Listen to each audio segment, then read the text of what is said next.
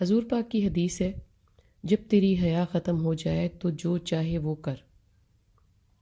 قید اسی پر لگائی جاتی ہے جو کہیں نہ کہیں سے کسی حد تک ضابطے میں ہو، جو پکڑا جا سکتا ہو، نرم گرم گفتگو کے ساتھ لڑ جھگڑ کے، کچھ تانک جھانک کر کے آ بھی جاتا ہو، بھلے پھر لڑک جانے کو۔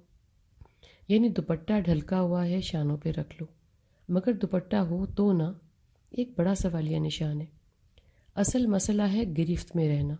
اونچ نیچ میری فطرت کا حصہ ہے، حیا بھی، کسر نفسی بھی، اعتماد بھی، امتیاز بھی، مقابلہ بھی، حسد اور رشک بھی، مگر کہ حد کے اندر، بھلے سرحد کے ساتھ ساتھ پاس پاس ہی کیوں نہ۔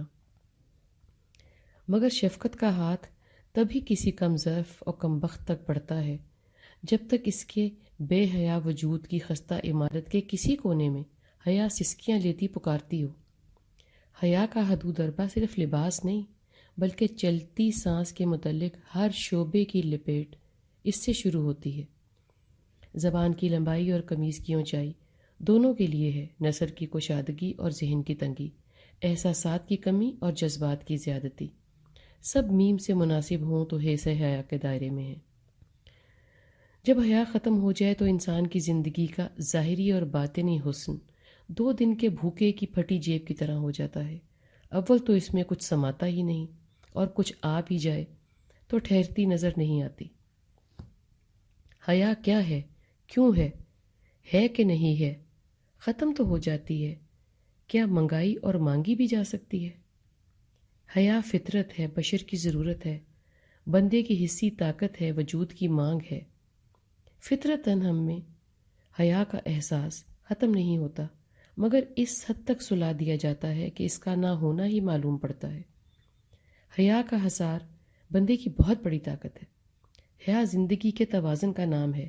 حیا اس چوکیدار سپہ سالار مجاہد کا نام ہے جو زندگی کے معروف اور منکر کا ذمہ اٹھا لیتا ہے اور بندہ فارغ ہو جاتا ہے۔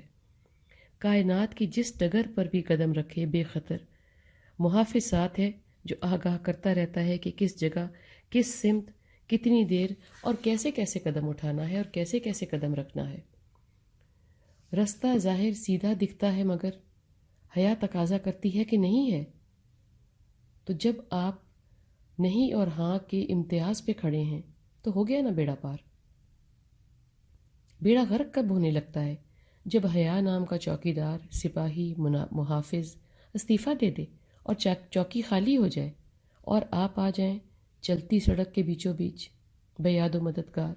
اب ہر جاتا قدم اور اٹھتی نظر مہمان بن کر آئے اور میں نہتا سر آنکھوں پر رکھوں۔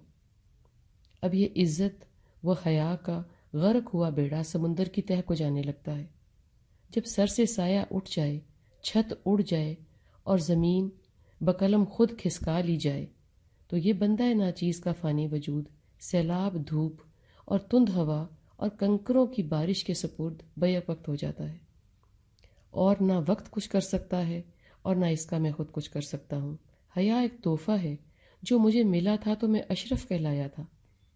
کیا کمال تھا جس کو میں نے انتھک محنت کے بعد زوال دے دیا اور حال بے حال ہو گیا۔ میری مثال فرشتوں کو دی جاتی تھی اور اب جانوروں سے تشبیہ دی جاتی ہے۔ پاسٹ میں ایسے کہا جاتا تھا فرشتوں سے بہتر ہے انسان بننا، مگر اس میں لگتی ہے محنت زیادہ۔ اب کیا کہا جاتا ہے؟ یہ میرے جو وزیر ہیں یہ سارے بے ضمیر ہیں، میں ان کا بھی امام ہوں، میں قائد عوام ہوں۔ نعوذ باللہ۔